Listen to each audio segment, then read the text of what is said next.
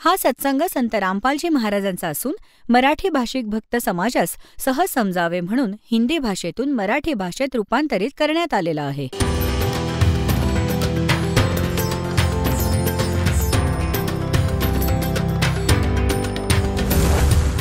और ज्ञान सब ज्ञान डी कबीर ज्ञान सो ज्ञान और जैसे घोड़ा तोब कायम करता चले मैदान. जगद्गुरु तत्वदर्शी संत रामपालजी महाराजांचे अमृत वचन सर्व पवित्र धर्मांच्या व पवित्र शास्त्रांच्या आधारावर. तेव्हा परमेश्वर म्हणाले होते, वेद कतेब झूठे नहीं भाई, झूठे हैं जो समझे नाही. वेद कतेब तर त्यांची यथार्थता सांगतात, ब्रह्मा विष्णू महेशांची जे सत्य आहे ते तर लिहिले आहे त्यामध्ये, परंतु हे समजू नाही शकले की ते खोटे आहेत. वेद आणि पुराणात कुठेही असे लिहिलेले नाही आहे की ब्रह्मा विष्णू महेश भगवान आहेत. त्यांच्याविषयी स्पष्ट लिहिले आहे की हे भगवान नाहीत आणि हे अविनाशी नाहीत तर नाशवान आहेत. आणि तुम्ही सांगत होतात की यांचे मातापिता नाहीत, यांचे मातापिता देखील लिहिले आहेत पुराणांमध्ये. आता हे धर्मदासांच्या पचनी नाही पडले की पुराणात तर लिहिलं आहे की हे विद्वान पुरुष आहेत, ब्राह्मण लोक, आपले गुरु यांनी तर सांगितले असते कधी, हे तर संस्कृत जाणतात. तेव्हा परमात्मा त्याला म्हणाले की बघ, अशा अशा या पानावर लिहिले आहे आणि ते त्यांना नेऊन दाखव त्या ब्राह्मणांना. परंतु एखादा निष्पक्ष व्यक्तीच याचा निर्णय घेऊ शकतो. तर परमेश्वर कबीरजींना ओळखून कोणी एक ब्राह्मण माणूस जो पुण्यात्मा होता त्यांनी स्वीकारले होते की तुम्ही जे म्हणत आहात ते सत्य आहे आणि पुराणात असेच लिहिलंय. तेव्हा परमेश्वरजी धरमदासजींना म्हणाले की तू असं कर. पुण्यात्म्यांनो, बघा की जेव्हा भगवान स्वतः परमात्मा आणि आपल्यासारख्या तुच्छ जीवांसाठी ते कसे इथे राहत असतील, कसे भटकत असतील, आणि आपण अज्ञानात एवढे माखलेले आहोत, डोळ्यांनी पाहिलेले आहे भगवानांना की कबीर इज गॉड, आणि हे समोर उभे आहेत हे भगवान, आणि तरीही त्यांना अज्ञानामुळे त्या पवित्र आत्म्याला हे स्वीकारू शकत नाहीयेत मनापासून की पुराणात खरंच हे लिहिलं असेल. परंतु नाकारत देखील नव्हते, म्हणत होते की हो, तुम्ही जे म्हणत आहात ते अगदी खरं असेल, बरोबर आहे अगदी तुमचं, तुम्ही तर मालक आहात. परंतु अंतर्मन त्यांचं अजूनही कमकुवतच होत. तेव्हा परमेश्वर म्हणाले की तुम्ही या शंकेचे निरसन करून घ्या. एक सर्वानंद नावाचे ब्राह्मण होते, चारही वेद, गीतेचे आणि पुराणाचे मर्मज्ञ म्हणून नावाजलेले होते. ते परमेश्वराला शरण आलेले होते, तत्वज्ञानाशी परिचित झालेले होते. त्यांनी कबीर परमेश्वरांची जी आहे भक्ती स्वीकारलेली होती, उपदेश घेतलेला होता. सर्वानंदांची माता शारदा देवी होती, ती देखील भगवानांशी परिचित होऊन त्या आधीच नामजपावर लागलेली होती. इतर ब्राह्मणांनी त्यांना आपल्या जातीतून बाहेर केले होते की हे एका धानकाचे शिष्य झाले आहेत, एका विणकराचे शिष्य झाले होते, आणि आपण थोडेसे सेट पण तेव्हा होतो जेव्हा आपली आक्कड कमी होते. तर सर्वानंद जे परमात्म्याचे शिष्य झाले होते ते वेद, कतेब आणि गीता तर वाचतच असत, संस्कृत येत होते त्यांना. तर धरमदासांच्या शेजारी बसवले सर्वानंदांना की बाळा वाचून दाखव यांना संस्कृतमध्ये जी जी मी पाने सांगितली होती त्यामध्ये काय लिहिले आहे. हे सर्वानंद त्यांना ऐकवत आहेत आणि धरमदासांच्या डोळ्यातून अश्रू येत आहेत. आणि ते म्हणू लागले की तुमची कमाल झाली ब्राह्मणांनो, तुम्ही तर बट्ट्याबोळ करून ठेवलात. आता बघा, सर्वानंद देखील ब्राह्मण होता. ब्राह्मण सोय जो ब्रह्म पछाणे. नकली ब्राह्मणांनी त्या ओरिजिनल ब्राह्मणाला रिजेक्ट केले जेव्हा त्यांच्या लक्षात आले की भगवान कोण आहे. तर काय दाखवले? श्री ब्रह्मा विष्णू महेशांबद्दल परमेश्वर काय सांगत होते, जे सत्य आढळलं आणि आज तेच आपल्या समक्ष हा दास सांगत आहे. परमात्म्याने सांगितलेले ज्ञान तुम्हाला समजावत आहे. प्रथम तर हे दाखवूया की ब्रह्मा विष्णू महेश अविनाशी नाहीयेत, यांचा जन्म आणि मृत्यू होतो. हे नाशवंत आहेत. बघा, श्रीमद देवी भागवत, गीता प्रेस गोरखपूर येथून प्रकाशित आहे. सचित्र मोठा टाईप फक्त हिंदी, गीता प्रेस गोरखपूर इथून प्रकाशित. संपादक हनुमान प्रसाद पोद्दार, चिम्मनलाल गोस्वामी यांच्या 123 पृष्ठावर आपण येऊया. 123 पानावर आणि 3रा स्कंध. हे बघा, 123 पानावर भगवान विष्णू आपल्या मातेची स्तुती करताना म्हणत आहेत, तू शुद्ध स्वरूपा आहेस. ही देवी दुर्गा श्री ब्रह्मा विष्णू महेश यांची माता आहे. भगवान विष्णू म्हणत आहेत, तू शुद्ध स्वरूपा आहेस. हा संपूर्ण संसार तुझ्यापासूनच उत्पन्न झालाय. मी ब्रह्मा आणि शंकर आम्ही सर्व तुझ्या कृपेमुळे विद्यमान आहोत. आमचा आविर्भाव म्हणजे जन्म आणि तिरोभाव म्हणजे मृत्यू, आमचा तर जन्म आणि मृत्यू होत असतो. केवळ तूच नित्य आहेस, जगत जननी आहेस, प्रकृती आणि सनातनी देवी आहेस. स्पष्ट झाले? हे तिघेही स्वीकारत आहेत की आमचा जन्म आणि मृत्यू होतो. भगवान शंकर म्हणाले, देवी, जर महाभाग विष्णू तुमच्यापासून उत्पन्न झालेत, तर त्यांच्यानंतर उत्पन्न झालेले ब्रह्मा देखील तुमचे बालक झाले. मग मी तमोगुणी लीला करणारा शंकर काय तुमचे बालक नाही? अर्थात मलाही उत्पन्न करणारी तूच आहेस शिवे. संपूर्ण संसाराची सृष्टी करण्यामध्ये तू खूप चतुर आहेस. या संसाराच्या सृष्टी, स्थिती आणि संहारामध्ये तुझे गुण नेहमीच समर्थ आहेत. त्याच 3ही गुणांपासून उत्पन्न आम्ही ब्रह्मा, विष्णू आणि शंकर नियमानुसार कार्य करण्यासाठी तत्पर असतो. रजगुण ब्रह्मा, सत्गुण विष्णू, तमोगुण शिवजी हे 3ही गुण आहेत आणि केवळ नेमलेली कार्यच करू शकतात. ज्याच्या जे भाग्यात आहे तसेच देऊ शकतात. हा यांचा सिद्धांत आहे. या पवित्र श्रीमद देवी भागवताने 4 कॉन्सेप्ट्स क्लिअर केल्या आहेत. नंबर 1, ब्रह्मा विष्णू महेश नाशवंत आहेत, यांचा जन्म आणि मृत्यू होतो. नंबर 2, दुर्गा यांची माता आहे. आणि नंबर 3, हे रजगुण ब्रह्मा आहे, सद्गुण विष्णू, तमोगुण शिवजी आहेत. आणि चौथे हे केले की हे केवळ नियमानुसार कार्यच करू शकतात. ज्याच्या भाग्यात जे पापपुण्य आहे केवळ तेच देऊ शकतात. त्यामध्ये कोणीही बदल करू शकत नाही. आता दाखवतो तुम्हाला की ब्रह्मा विष्णू महेश हे ईश नाहीत, भगवान नाहीत. तुम्हाला शिवपुराण दाखवतो बघा. यांनी गीता प्रेस गोरखपूरमध्ये जो अनुवाद केलाय त्यामध्ये बरीच तथ्य लपवून ठेवली, तरीही सत्य लपू शकलं नाही. परंतु आमच्याकडे एक पुस्तक उपलब्ध आहे ज्यामध्ये मूळ पाठ देखील आहे, पूर्ण संस्कृत देखील लिहिलेलं आहे त्यात शिवपुराणाचे. आणि त्याचबरोबर अनुवादकर्त्याने अनुवाद देखील केला आहे, जसा श्रीमद भगवत गीतेचा अनुवाद केलेला आहे. यासोबतच संस्कृत आहे आणि त्याच्याबरोबर हिंदी आहे. खूप चांगला केला आहे. तर आता काय झालंय की पुराणांचा यांनी जो अनुवाद केलाय गीता प्रेस गोरखपूरवाल्यांनी, आता त्यांनी केवळ हिंदीच लिहिलंय आणि पुराणातील मूळ संस्कृतशी आपण अपरिचित राहिलो. तर जे काही त्यात लिहिले आहे ते आपण खरे मानले. पण जे ठीक अनुवाद करता विद्वान होते त्यांनी योग्य अनुवाद केला असेल, पण त्यांनी बरीचशी तथ्य लपवली. आता जसे श्रीमद भगवद्गीता आम्ही स्वतः पाहिली आणि वाचली, तर त्यात बऱ्याच त्रुटी आढळल्या. यांनी अनुत्तमचा अर्थ अतिउत्तम करून टाकला. व्रजचा अर्थ जाणे असतो तो येणे करून टाकला. जेव्हा की गीताजींच्या बोलण्यात श्रीकृष्णाचा काही रोल नाही, त्याच्यात प्रवेश करून ब्रह्म बोलत आहे, हे ते समजू शकले नाहीत. त्यामुळे फिरून फिरून श्रीकृष्णजींना सुप्रीम मानून त्या आधारे गीताजींच्या अर्थाचा अनर्थ करून टाकला. आता पुण्यात्म्यांनो, उपकार आहेत परमात्म्याचे की ही जी गीता देखील आता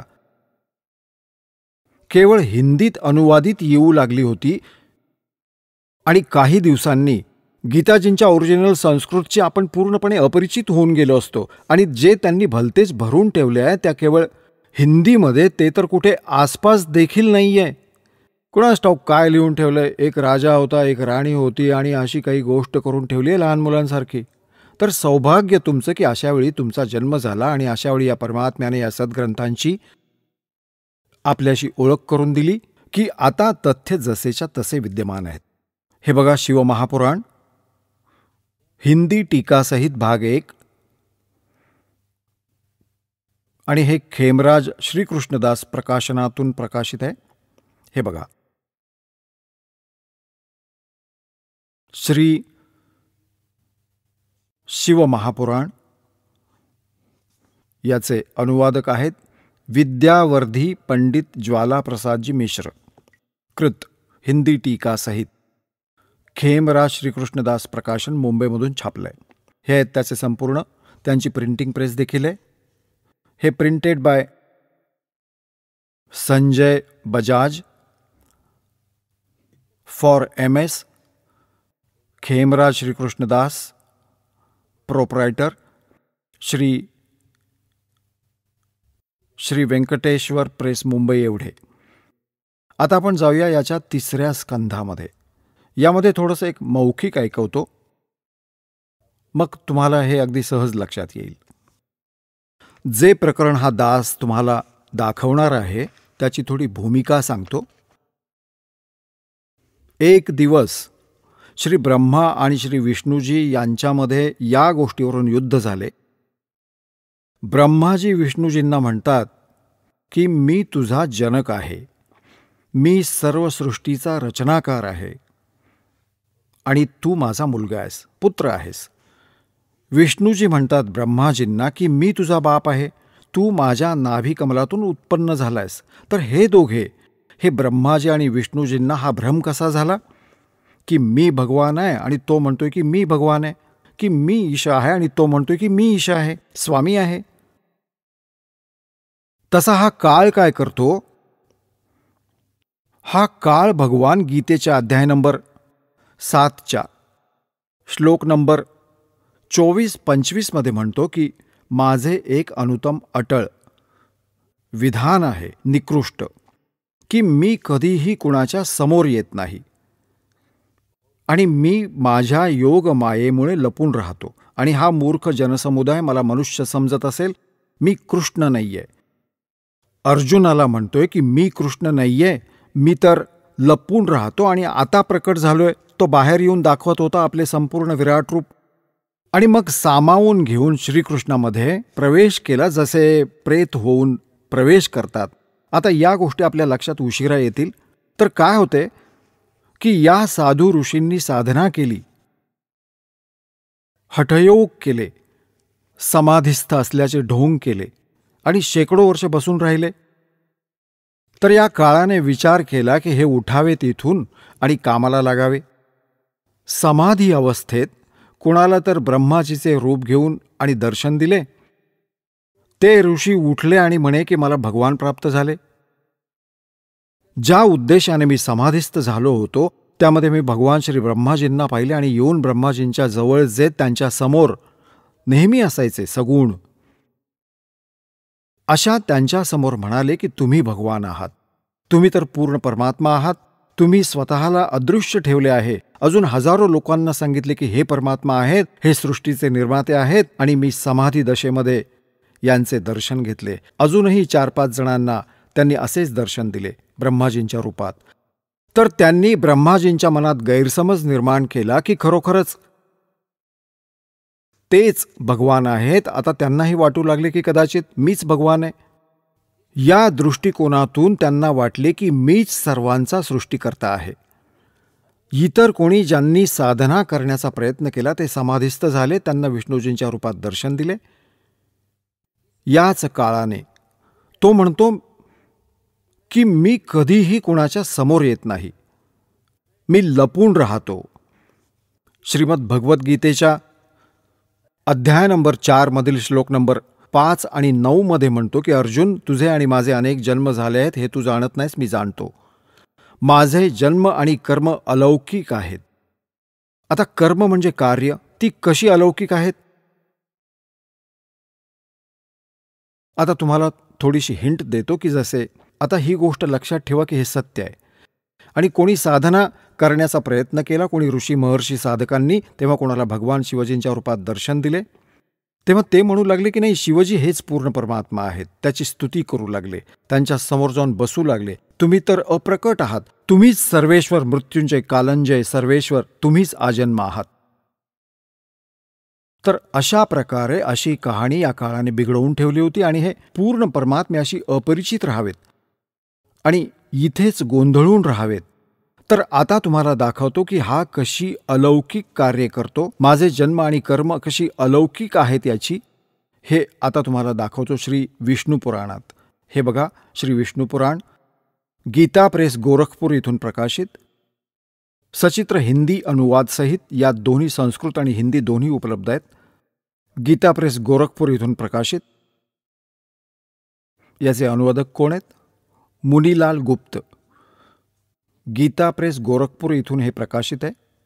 गोविंद भवन कार्यालय, कलकत्ता येथील संस्थान. आता याच्या 233 पानावरचं आपल्याला वाचून दाखवतो. आता चतुर्थ अंश, अध्याय 2. आता इथे बघा, अध्याय 2 चतुर्थ अंशाच्या 2ऱ्या अध्यायात आपण हे श्लोक वाचूया इथून. हा 22वा श्लोक आहे चतुर्थ अंशातील अध्याय 2 मधील. पूर्वीच्या काळी त्रेतायुगात एकदा अतिभीषण देवसंग्राम झाला. त्यामध्ये महाबलवान दैत्य गणांकडून पराजित झालेल्या देवतांनी भगवान विष्णूंची आराधना केली. तेव्हा आदि अंत शून्य अशेष जगत प्रतिपालक श्री नारायण देवतांना प्रसन्न होऊन म्हणाले, तुम्हा लोकांचे जे काही मनात आहे ते मी जाणलंय, त्याविषयी ही गोष्ट ऐका. राजर्षी शशादांचे जे पुरंजय नामक पुत्र आहेत, त्या क्षत्रिय श्रेष्ठाच्या शरीरात मी अंशमात्रेने अवतीर्ण होऊन त्या सर्व दैत्यांचा विनाश करेन. त्यामुळे तुम्ही पुरंजयला दैत्यांच्या वधासाठी तयार करा.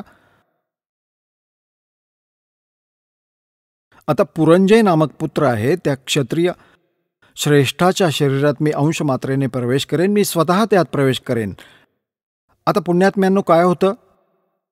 आता गोष्ट अशी होती की राक्षसांकडून देवता हारले. मग त्यांनी जाऊन कुठेतरी एकांतात जाऊन लपून भगवानांची प्रार्थना केली, आमची रक्षा करा, राक्षसांपासून आम्हाला वाचवा. तर हा काळ जो आहे तो कपट करतो आणि विष्णूजींच्या रूपात प्रकट झाला आकाशात आणि त्यांना म्हणाला, ऐका. आकाशवाणी केली. सर्व लोकांनी पाहिले, भगवान विष्णू तर दिसत आहेत की जा, तुम्ही असे करा, शशादाचा जो पुत्र आहे पुरंजय, मी त्याच्या शरीरात प्रवेश करेन, अवतीर्ण होईन आणि त्याला तयार करा युद्धासाठी, मैदानात उभे करा. असेच झाले.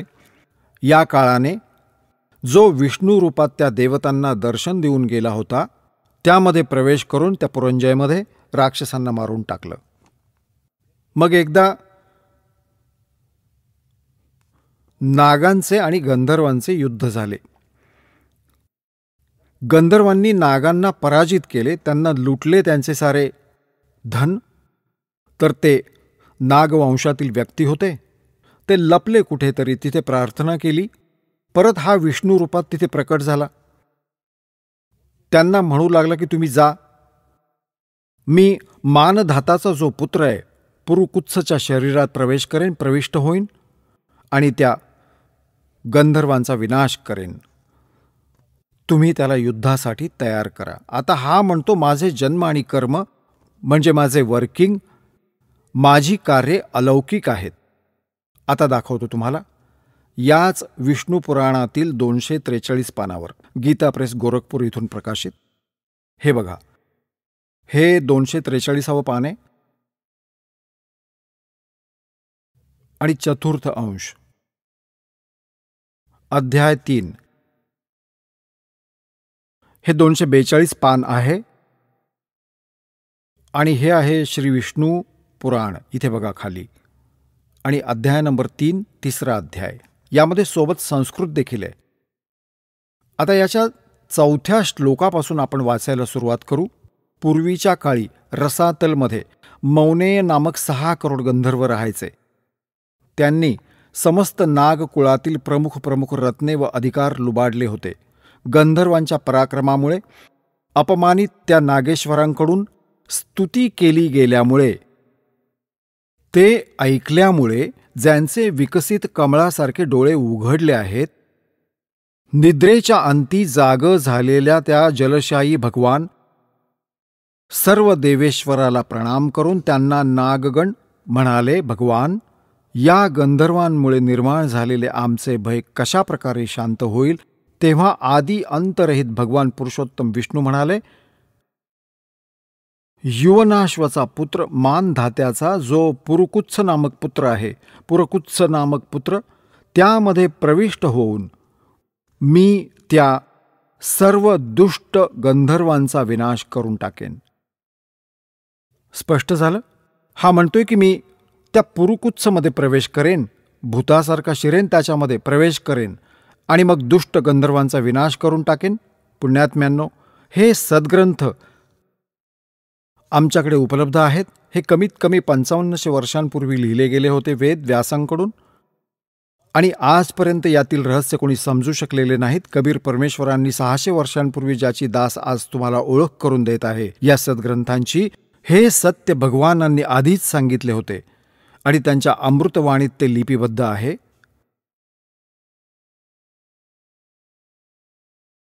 परंतु त्या काळी या नकली गुरूंनी भगवानांना असे सांगून रिजेक्ट केले, हे सांगून की हे अशिक्षित आहेत, संस्कृत भाषा जाणत नाहीत, तर याला काय माहीत असणार वेद आणि गीता आणि पुराणांविषयी. आज तेच पवित्र सद्ग्रंथ आपल्या समोर आहेत आणि आपण स्वतः वाचत आहोत. आता यामध्ये काय झाले की जसे दास तुम्हाला ऐकू इच्छितो की ब्रह्मा, विष्णू, महेश यांच्याबद्दल जी माहिती आहे की हे ईश नाहीयेत, हे भगवान नाहीत, आपल्या हे पुराणात लिहिले आहे. आता काय झाले, ब्रह्माजींना भ्रम झाला की मी भगवान आहे.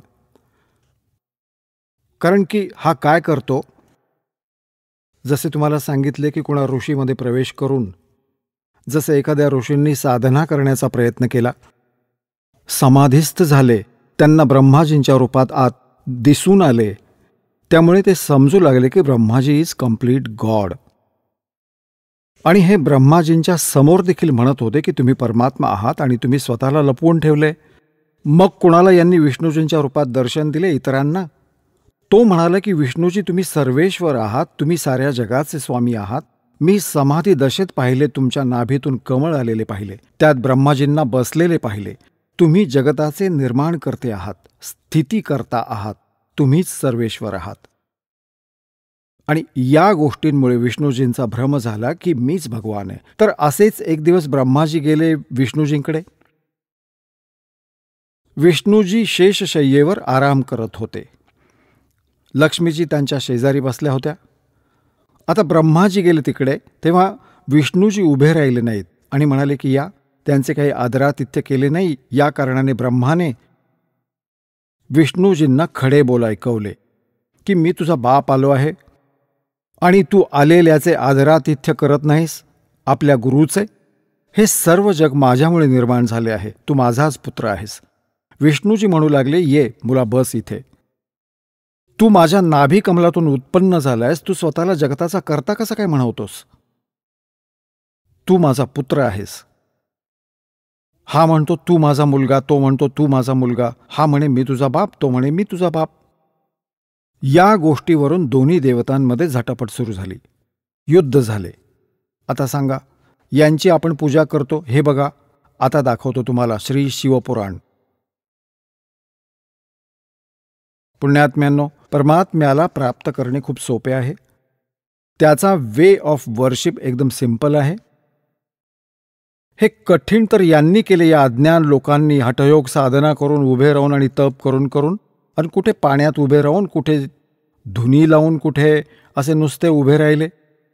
हे तर सर्व व्यर्थ आहे. हठयोग कोणत्या सद्ग्रंथात लिहिले नाहीत की हठयोग केला पाहिजे. आणि श्रीमद भगवद्गीतामध्ये तर हे वर्ज्य केले आहे. आणि जे हठयोग करतात ते मलाही दुःखी करतात आणि या शरीरात जेवढेही प्रधान आहेत, स्थानं आहेत, त्यांना क्लेश देतात.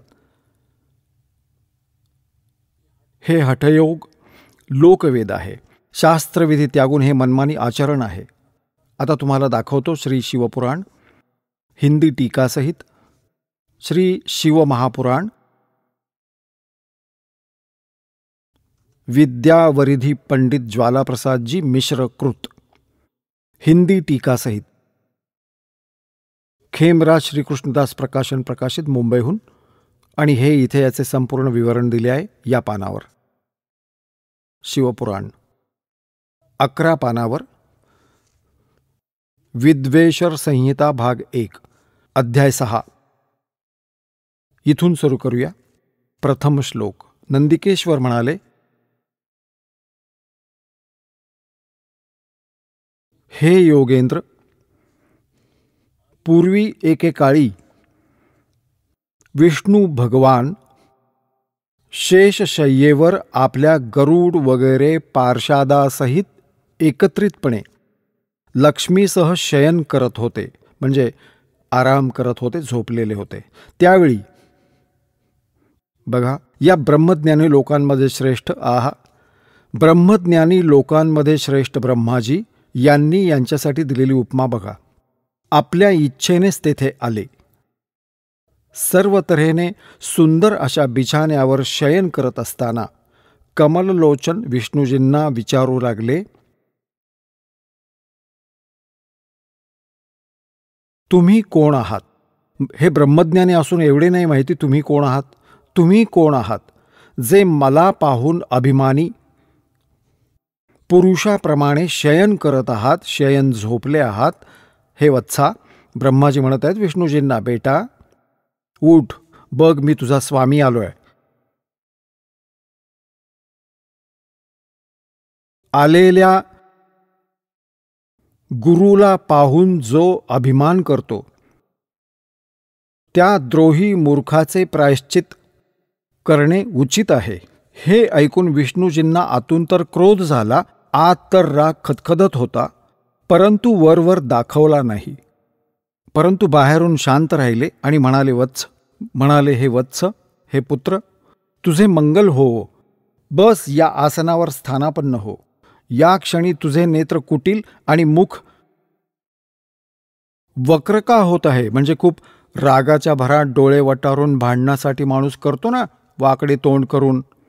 म्हणतात तू डोळे का वटारत आहेस आणि तोंड का वाकडं करत आहेस? ब्रह्माजी म्हणाले, हे वत्स विष्णू, अरे बाळा विष्णू, तुला काळाच्या प्रभावामुळे अभिमान आहे. अरे मुला, मी तुझा रक्षक आणि जगताचा पिता मी आहे. विष्णूजी म्हणाले की सर्व जग हे माझ्यात स्थित आहे. तू चोराप्रमाणे माझे आहे असे काय म्हणत आहेस? तू माझ्या नाभी कमलातून उत्पन्न झाला आहेस, त्यामुळे तू माझा पुत्र आहेस. मला पुत्र म्हणणं व्यर्थ आहे.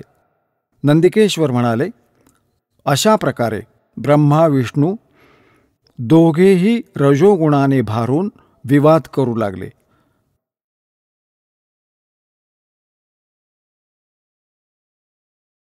मी श्रेष्ठ आहे, मी स्वामी आहे असे म्हणत युद्धाच्या भावनेने एकमेकास मारण्यास उत्सुक झाले. सर्व देवता विमानात बसून ते महाअद्भुत युद्ध पाहण्यासाठी जमा झाले आणि आकाशातून त्यांच्यावर फुलांचा वर्षाव करू लागले. वा रे देवतांनो! आता पुण्यात्म्यांनो बघा, आपल्या देवतांची लक्षणे. 2 भगवान तर भांडू लागले आहेत, झटापटी एकमेकांचे शत्रू होऊ लागलेत, आणि देवता वरून फुलांचा वर्षाव करत आहेत. म्हणतात की शाब्बास, करा काम. हे भले शाब्बास, जसे बैल झुंजवतात तसे. म्हणजे भांडत नसतील तरी कळ लावून भांडायला लावत होते त्यांना. अरे देवता म्हणता यांना? हे तर सांगा, साधारण व्यक्तीपेक्षा देखील निम्न स्तराचे आहेत. हे यांनी मध्यस्थी करायला हवी होती. देवता होते तर उभे राहायला हवे होते. भगवान तुम्ही भांडलात तर इतर जण तुमच्याकडून काय शिकणार? आणि त्यांचे सोडवायला हवे होते. न जाणो किती बळी जातील यात. आणि म्हणे वरून फुलांचा वर्षाव करतायत, बाजूला उभे राहून मजा बघत आहेत की जशी बैलांची झुंज चालली आहे. रेडे झुंजतात सांड आणि गावकरी बघत असतात दूर उभे राहून त्यांना. ए शाबास! हे आचरण तर आहे आपल्या देवतांचे, आणि असे आचरण असणाऱ्यांना आपण भगवान मानत होतो. हा म्हणे तू माझा मुलगा, तो म्हणे तू माझा मुलगा, अशी चौथ्या इयत्तेतली मुलं भांडतात. चौथ्या तिसऱ्या इयत्तेतली मुलं भांडतात तेव्हा शिक्षक बोलवून विचारतात की का भांडतात एकमेकांशी, का झगडता आहात. तेव्हा एक म्हणतो की हा म्हणाला की मी तुझा बाप आहे, दुसरा म्हणाला की नाही, आधी हा म्हणाला की मी तुझा बाप, त्यामुळे याने त्याचा शर्ट फाडून ठेवलाय, याने त्याला ठोसा मारलाय. तर हे अशा बुद्धीचे, या पातळीचे नॉलेज होते आपल्या भगवानांचे. चौथ्या इयत्तेतील मुलांसारखे ज्यांना आपण भगवान समजत होतो, हा म्हणतो मी तुझा बाप, तो म्हणतो मी तुझा बाप, लागले भांडायला. ही भगवानांची लक्षणं होती. पुढे यातच लिहिले आहे याच पुराणात की पुढे स्वतः काळ येऊन म्हणतो, यांच्यासमोर येऊन प्रकट होतो शिवरूपात. हा स्वतः म्हणतो की माझे कर्म आणि जन्म अलौकिक आहेत, मी कुणाच्याही समोर माझ्या ओरिजिनल रूपात येत नाही. तर तिथे शिवजींच्या रूपात, भगवान शंकराच्या रूपात येऊन उभा राहिला आणि त्या दोघांना समजावू लागला की तुम्ही दोघे भगवान नाही आहात, तुम्ही स्वतःला भगवान समजलात, ही खूप मोठी चूक केलीत. आता पुढे तुम्हाला संक्षिप्त रूपात दाखवतो, यात खूप मोठे विवेचन आहे, परंतु आपल्याला फक्त एक आवश्यक प्रकरण घ्यायचं आहे. बघा आता हे तेच शिवपुराण, हे तेच शिवपुराण आपण वाचत आहोत. आणि आता आपण याचे 17वे पान वाचू. 11वे आपण वाचले आहे, 11वे आणि 12वे. आपल्याला आवश्यक ते प्रकरण घेऊन आपले आता 9वा अध्याय आला. विद्वेश्वर संहिता भाग 1चा 9वा अध्याय आणि याच्या 28व्या श्लोकात नंदिकेश्वर म्हणाले अशा प्रकारे, जेव्हा त्यांना समजावले तेव्हा काय झाले, आणि त्या दोघांची अज्ञानता आणि वैर दूर करण्यासाठी दोघांना म्हणाले. कोण? भगवान काळ, जे शिवरूपात आले होते.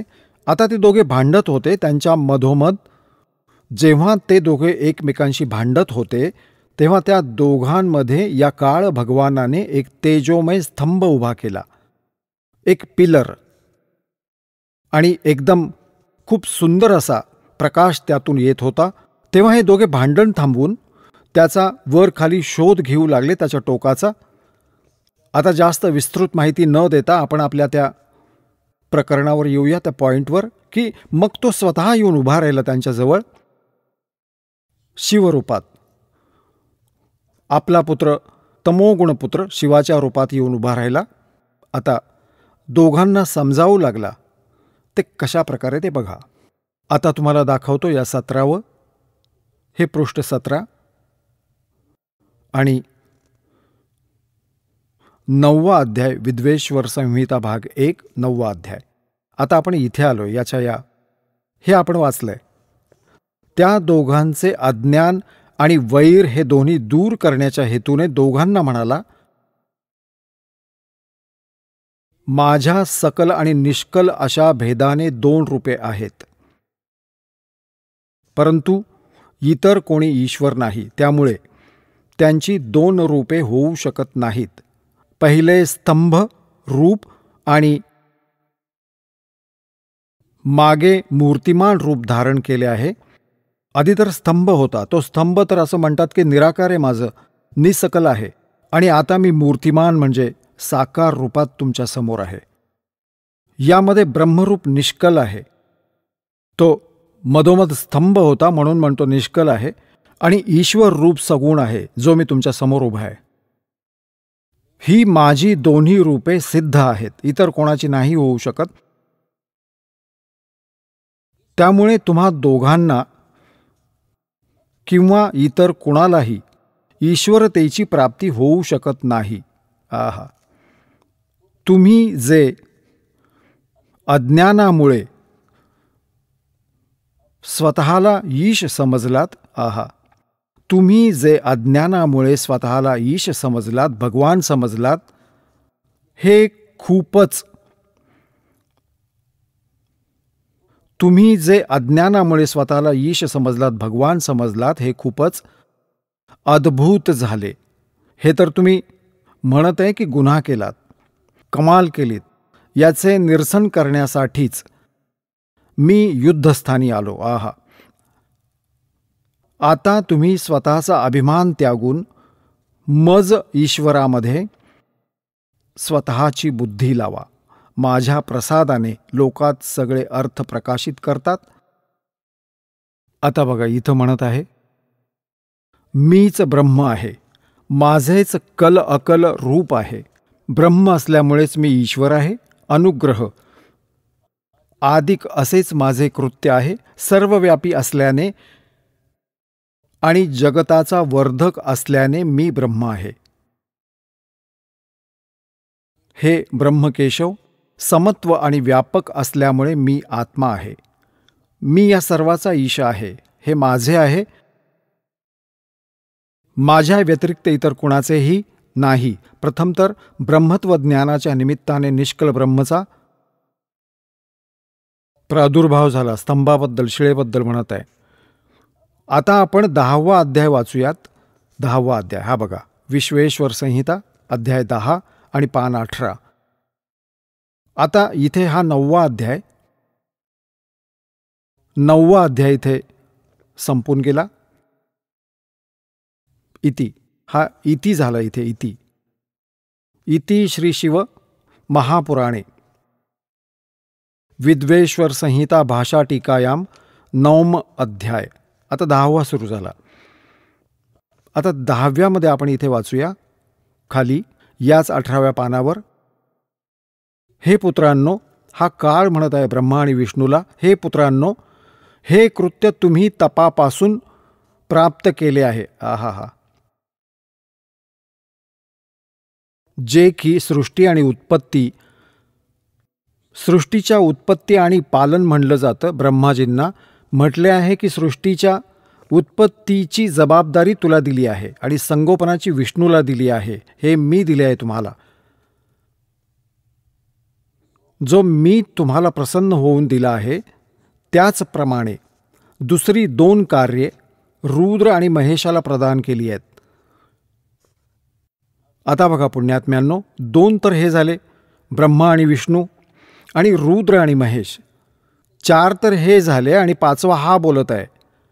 तर यावरून हे सिद्ध आहे की महेश हे देखील ईश नाही आहेत. ईश तर हा म्हणतोय की मी आहे फक्त. पुढे बघा, हा ब्रह्म आहे, हे क्लिअर होईल तुमच्या समोर. आता 19 पानावर याच पुराणात आता हा काय म्हणतोय इथून आपण वाचूया. हा म्हणतो की सौम्य, माझ्या ज्ञानापासून विमुख झाल्यामुळे तुझ्यात अज्ञान निर्माण झाले. माझे ज्ञान असते तर असे झाले नसते. ज्ञान आणि रूप महेश समान झाले असते. यामुळे त्या ज्ञानसिद्धीच्या निमित्ताने ओंकार नामक हा ओम मंत्र, ओंकार नामक मंत्र जप करा. ब्रह्मा आणि विष्णूला त्यांचा पिता सांगत आहे, हा काळ पुत्रांनो, या ओम नामाचा जप करा. हा अहंकार दूर करणारा आहे. त्याच निज मंत्राचा उपदेश करतो. हा ओंकार माझ्या मुखातून उत्पन्न होत असल्याने माझ्याच रूपाचे प्रतीक आहे आणि महामंगल करणारा आहे. हा वाचक आहे, मी वाच्य आहे. हा मंत्र माझा आत्मा आहे आणि याच्या स्मरणाने माझे स्मरण होते. इति सिद्धम ओम. ओम तर ब्रह्मचा जप आहे. हा तर ब्रह्म आहे, शिवरूपात उभा आहे इथे. उत्तरेच्या बाजूने मुखातून आहा. आता या ओमकारात 5 मंत्र सांगितले आहेत. 5 अक्षरे आहेत. उत्तर दिशेच्या मुखाकडून अकार हा अ आणि पश्चिमेच्या मुखातून उकार, दक्षिणेच्या मुखाकडून मकार आणि पूर्वेच्या मुखाकडून बिंदू हा 4था आणि मध्य मुखातून नाद. मध्यमुखातून नाद उत्पन्न झाला आहे. अशा प्रकारे 5 प्रकारे निर्गत झाला. अशा प्रकारे 5 प्रकाराने निर्माण झाला तो सर्व एकत्रित होऊन एकच ओम असं अक्षर तयार होतं. गीतेच्या अध्याय नंबर 8च्या श्लोक नंबर 13 मधून गीता ज्ञानदाता जो काळच आहे म्हणत आहे, ओम इति एकाक्षरम ब्रह्म व्याहरण माम अनुस्मरण य प्रयाति त्यजन देहम स याति परमाम गतिम. हे माझे ओम असे एक अक्षर तयार होते. ही सर्व नामे रूपात्मक वेदभूत दोन्ही कुले अर्थात सिद्धिपुरुष भेदाने भौतिक शरीर वर्ग 2चा भेद असणारा आहे. तो याच मंत्राने व्यापलेला आहे आणि शिवाशक्तीचे प्रतीक आहे. हे याच ओंकारातून सर्व जगत प्रतीकात्मक निर्माण झाले आहे. म्हणजे ओम म्हणा किंवा ओंकार म्हणा दोन्ही प्रमाण आहे. अकारातून अर्थात नकार, उकार मकारातून अशा प्रकारे हा एकच ओमच तयार होतो. आणि याच पंचाक्षरातून 5 भेदातून अकारापासून मकारापर्यंत तो म्हणतो की निराळेच मंत्र आहेत, यात कुठेही ओम नमः शिवाय जप करण्याचा कुठेही संदेश नाही. हे जे केवळ हिंदीमध्ये आहे त्यात फक्त ओम नमः शिवाय जे लिहिले आहे ते त्यांच्या मनाचे आहे आणि बकवास आहे सर्व. हे बघा, हे संस्कृत पण आपण वाचू शकतो. एकीभूतः पुनतत् ओम इति एकाक्षरो भवत. एकीभूत भूतः पुनः तत् ओम ओम इति एकाक्षरम आहा भवत. तो एक ओम एक अक्षर झाले ज्याचा अनुवाद त्यांनी इथे करून ठेवलाय. हे सर्व मिळून एक ओम असे एक अक्षर तयार होते. हा 19 नंबर आहे. आता पुण्यात्म्यांनो, आता तुमच्या समक्ष हे स्पष्ट झाले की ब्रह्मा, विष्णू आणि शिव हे महेश हे भगवान नाही आहेत. आणि जो यांची भक्ती करतो त्यांना मोक्ष नाही. कबीर परमेश्वरजी 600 वर्षांपूर्वी म्हणत असत,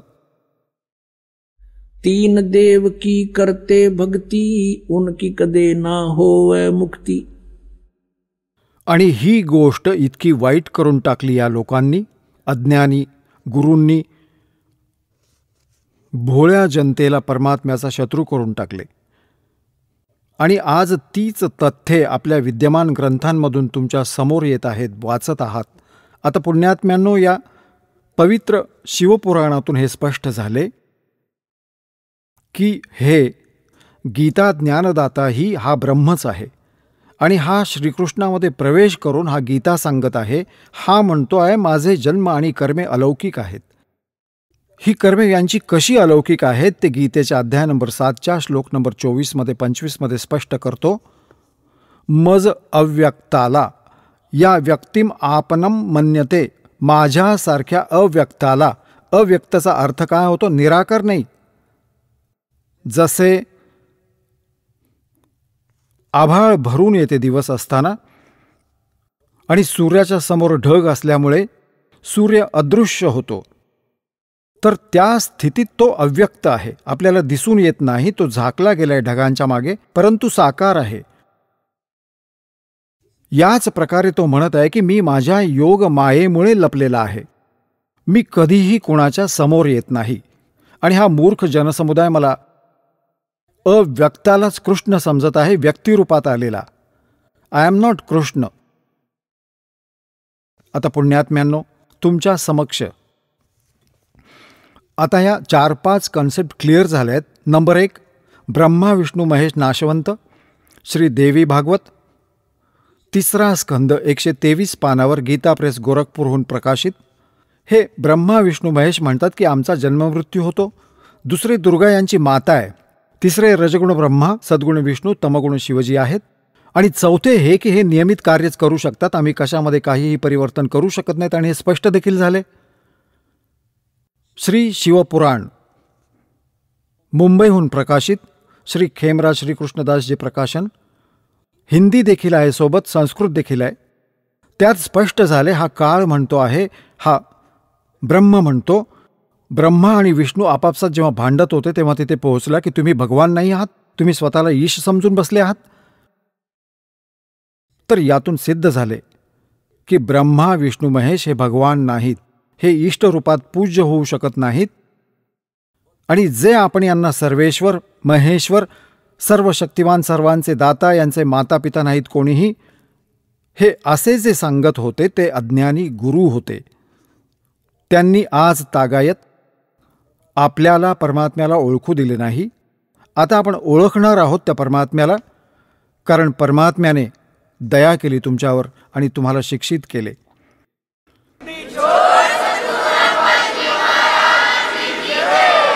चला आता आपण त्या श्रद्धाळूंचे अनुभव जाणून घेऊया ज्यांनी जगद्गुरू तत्वदर्शी संत रामपालजी महाराज यांच्याकडून दीक्षा प्राप्त केलेली आहे, तसेच त्यांच्याद्वारे सांगितलेल्या भक्ती मार्गावर चालत आहेत.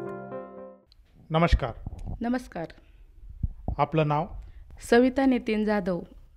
आपण कुठून आलात? आळेफाटा, तालुका जुन्नर, जिल्हा पुणे, महाराष्ट्र. आपला व्यवसाय काय आहे? मी गृहिणी आहे. संत रामपालजी महाराजांची गुरुदीक्षा आपण कधी घेतली? 3 ऑक्टोबर 2021 रोजी मी संत रामपालजी महाराजांची गुरुदीक्षा घेतली. तत्पूर्वी आपण काय भक्ती साधना करत होतात? त्याआधी मी हिंदू समाजात या रीतिरिवाजाप्रमाणे ब्रह्मा विष्णू महेश यांची जी भक्ती असते ती करीत होते. नवरात्राचे उपवास करीत होते. पण मी उपवास असे करीत होते की बिगर चप्पल घालता, एक टाईम फराळाचं करून, देवीच्या आरत्या, 3 वाजता पहाटे नवरात्रामध्ये सप्तशतीचे पारायण करत होते. परत गणपती बसवणे घरात 10 दिवस, अशा वेगवेगळ्या प्रकारचे म्हणजे पारायणं, नवनाथाचे पारायणं, दत्त महात्म्याचे पारायणं, दत्त महात्म्य, गुरुचरित्र, मी इतकी पारायणं वगैरे करीत होते घरात. जे हिंदू धर्मामध्ये रंगपंचमी, होळी, इतर सण वगैरे सर्व काही साजरे करत होतो. महादेवाला अभिषेक करीत होतो. महिन्यातून आम्ही श्रावण महिन्यात पूर्ण उपवास करीत होते. एक टाईम जेवण करून मी श्रावण महिना पूर्ण उपवास धरीत होते. जसं तुम्ही सांगत आहात की आपण अगदी पूर्वीपासूनच महाराष्ट्रामध्ये जी भक्तिविधी आहेत, जसे की देवीदेवतांची पूजा करणे, मंदिरात जाणे, व्रतवैकल्य करणे, ह्या भक्ती साधना आपण करतच होतात. तर मग आपण संत रामपालजी महाराजांच्या शरणात का आलात? संत रामपालजी महाराजांच्या शरणात येण्याचं कारण म्हणजे मला कोरोना काळामध्ये कोरोना झाला होता. माझा स्कोर 5 होता. त्या पिरियडमध्ये 21 दिवस क्वारंटाईन राहायचं म्हणून आम्हाला घराच्या बाहेर सासऱ्यांनी दुसऱ्या रूममध्ये पाठवलं. भाड्याच्या खोलीमध्ये आम्ही राहिलो. माझ्याकडं वेळ होता, पण कमरेपासून खाली मला जीवच नव्हता. सगळं काही माझे मिस्टर करत होते.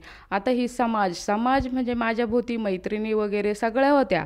पण ज्यावेळेस मला करोना झाला त्यावेळेस मी फक्त देवाचा धावा करीत होते. देवाचा धावा म्हणजे मला महादेवाची खूप भक्ती करीत होते. मी इतका धावा केला देवाचा, पण त्या पिरियडमध्ये मी मरणाच्या दारात उभे असताना ना माझे कोणते देव, माझे व्रत ना काही कामं आले. पण ज्यावेळेस माझ्या मिस्टरांनी यूट्यूबवर खोकल्याचे औषध सर्च करता संत रामपालजी महाराजांचे जे सत्संग आहेत, त्यांच्या ज्या भविष्यवाणी आहेत त्या त्यांनी यूट्यूबवर सर्च केल्या. त्यांनी बघितले असा एक संत आलेला आहे जो जगाला तारायला आलेला आहे. मग त्यांनी मला ते सांगितले की असे संत आहेत, ते आपल्या पृथ्वी तलावर आलेले आहेत आणि ते सगळ्या जगाला तारायला आले. त्यांनी मला सांगितलं, त्यांनी ज्ञान घेतलं होतं, यूट्यूबवर सर्च करून सत्संग वगैरे बघितले होते. त्यांनी सांगितलं ब्रह्मा विष्णू महेश यांचे माता पिता आहे. मी म्हटलं असं कसं शक्य आहे? मग त्यांनी मला ते दाखवलं. त्या भविष्यवाणी मी पण ऐकल्या. मी एवढी पारायणं केलेली आहे, दुर्गा सप्तशती वाचलेली आहे, नवनाथ ग्रंथ वाचलेले, दत्त महात्म्य वाचलेले, अनेक पोथीपुराणं वाचलेले, पण माझ्या वाचण्यात हे कुठं आले नाही. मी ते बघितलं. मी यूट्यूबवर सर्च केल्यानंतर खाली तिथं नंबर होता. तो नंबर हरियाणाला मी फोन केला. हरियाणाला तिथून आम्ही ते पुस्तक मागवलं.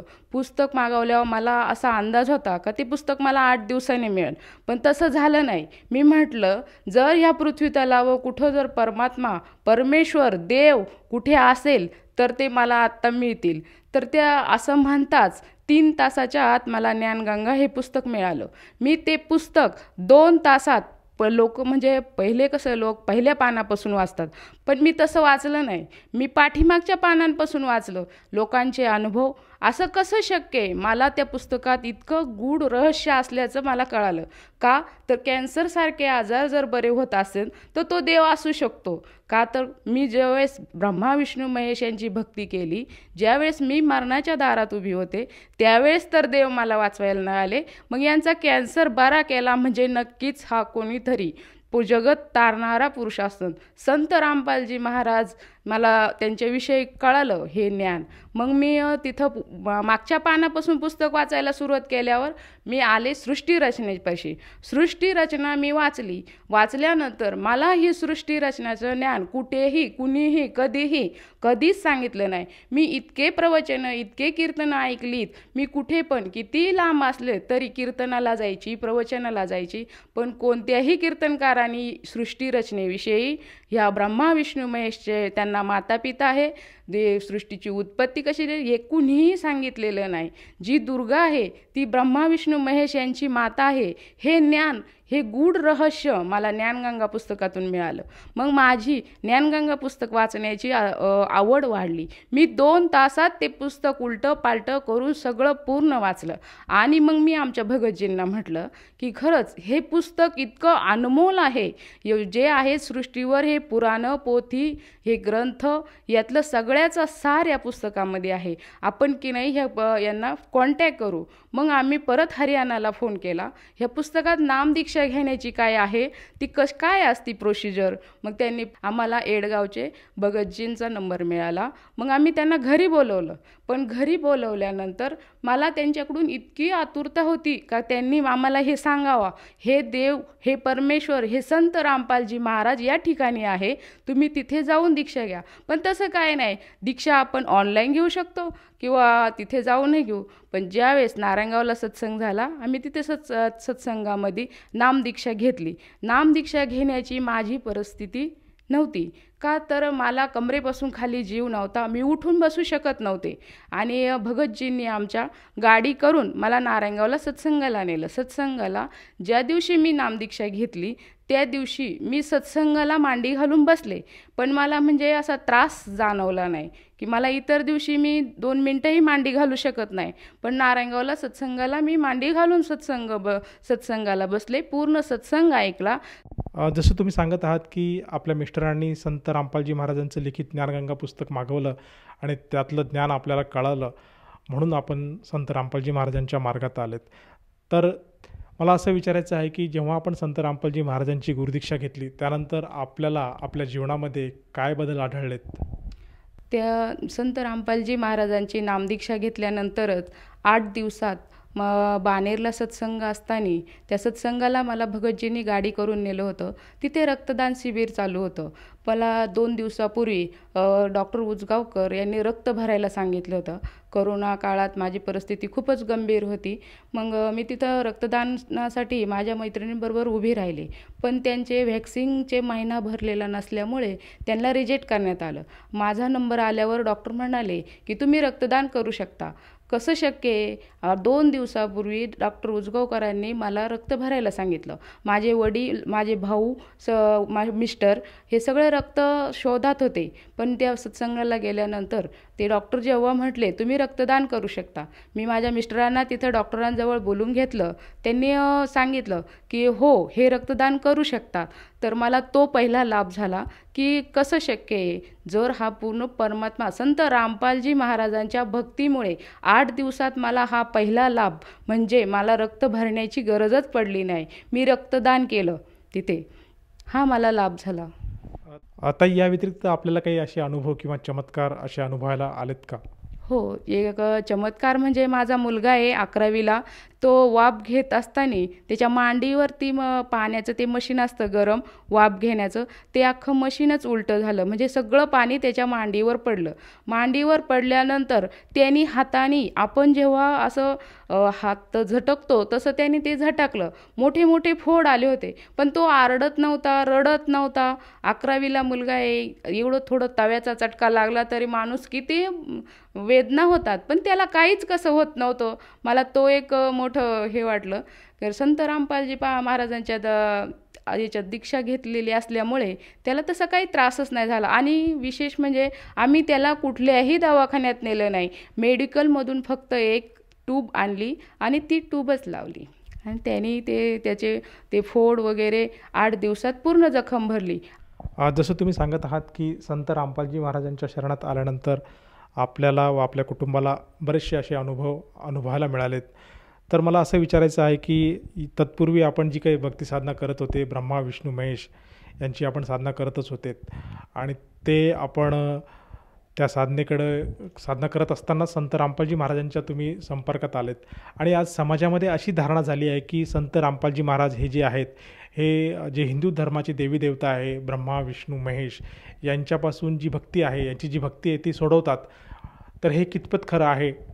नाही, संत रामपालजी महाराज हे शास्त्रानुसार भक्ती सांगतात. ते ब्रह्मा विष्णू सावित्री दुर्गा गणपती या सगळ्यांचीच पूजा करायला सांगतात. पूजा म्हणजे ते मंत्र देतात, ते मंत्रांनी त्यांची पूजा करायची असती. आपल्या शरीरात जे पिंड आहेत गणपतीचे स्वादकमल हे ते सांगतात सगळं. ते गीतेमध्ये लिहिलेले, गीतेमध्ये ते दाखवतात, आपल्या वेदांमध्ये उचकून दाखवतात. ते कुठे लिहिलेलं आहे, कसं लिहिलेलं आहे ते प्रत्येक ओळीवर बोट ठेवून दाखवतात. असं काही नाही का ते भक्ती सोडतात वगैरे, ते उलट शास्त्रानुसार विधीपूर्वक आपल्याला भक्ती देतात. परंतु आपण ब्रह्मा विष्णू महेश यांची अगोदरच भक्ती करत होतात, मग असं संत रामपालजी महाराजांकडे जाण्याचं काय कारण? संत रामपालजी महाराज हे वेद, मी कधी उचकून बघितले नव्हते. भगवद्गीता ज्ञानेश्वरी याची पारायणं केली पण ती मला काही समजलेली नव्हती. पण संत रामपालजी महाराज ज्यावेळेस सत्संग चालू असतो त्यावेळेस ते प्रत्येक गीतेच्या प्रत्येक अध्याय नंबर श्लोक जे गीतेमध्ये मंत्र सांगितलेले ते मंत्र ते ओपन करून दाखवतात. कुठे हे लिहिलेले लोकवेद सांगतात ओम गणपते नम ओम नमः शिवाय हे मंत्र कुठे गीतेत याच्या वेदांमध्ये नाही आहेत. ते संत रामपालजी महाराज शास्त्रानुसार गीतेमध्ये कोणते मंत्र सांगितलेले सगळं असं उघड करून दाखवतात संत रामपालजी महाराज. जसं तुम्ही सांगत आहात की संत रामपालजी महाराज वास्तविक रूपात जे ब्रह्मा विष्णू महेश आहे यांचे मंत्र सांगतात आणि साधकाकडून भक्ती करून घेतात, तर मला असं विचारायचं आहे की आपल्या या अनुभवातून आपण आपल्यासारखे जे काही भाविक आहेत जे आज परमेश्वर प्राप्तीसाठी भटकत आहेत, नाना प्रकारची गुरु धारण करत आहेत आणि परमेश्वराची ते शोध करत आहेत, तर अशांना उद्देशून आपण काय संदेश द्याल? संत रामपालजी महाराज आपल्याला शास्त्रानुसार भक्ती सांगतात. हे जे बाकीचे हे आहेत ना ते ओम नमः शिवाय हे ते जे सांगतात मंत्र ते कुठे लिहिलेले नाही. संत रामपालजी महाराज हे शास्त्रानुसार भक्ती करून जे मंत्र सांगतात ते करून मनुष्य जन्म सफल करा. तुम्ही मनुष्य जन्म कशासाठी मिळालेला आहे हे संत रामपालजी महाराज सत्संगामधून आपल्या सत्संगाच्या माध्यमातून ते सांगतात. जसं तुम्ही सांगत आहात की संत रामपालजी महाराज आजच्या घडीला शास्त्रोक्त भक्ती सांगतात आणि साधकाने ती समजून घ्यायला हवी, तर अशा उद्देशाने जर एखादा साधक संत रामपालजी महाराजांपर्यंत पोहोचण्याचा प्रयत्न करत असेल तर ती व्यक्ती किंवा तो साधक संत रामपालजी महाराजांपर्यंत कसा पोहोचू शकेल? टी व्हीवर आहे ना प्रत्येक टी व्ही चॅनलवर सत्संग चालू असतो. संत रामपालजी महाराजांचा सत्संग चालू असताना खाली पिवळी पट्टी येते, त्यावर नंबर असतो. त्या नंबरवर तुम्ही कॉल करून प्रत्येक तालुक्यात प्रत्येक जिल्ह्यात नामदान सेंटर चालू झालेले आहे, तिथे तुम्हाला तो नंबरद्वारे तुम्हाला ते पुस्तक घरपोच मिळू शकतं. तुम्ही तिथे कॉल करून तुम्ही पुस्तक मागवू शकता आणि नामदीक्षेची पण विचारपूस करू शकता. धन्यवाद. धन्यवाद.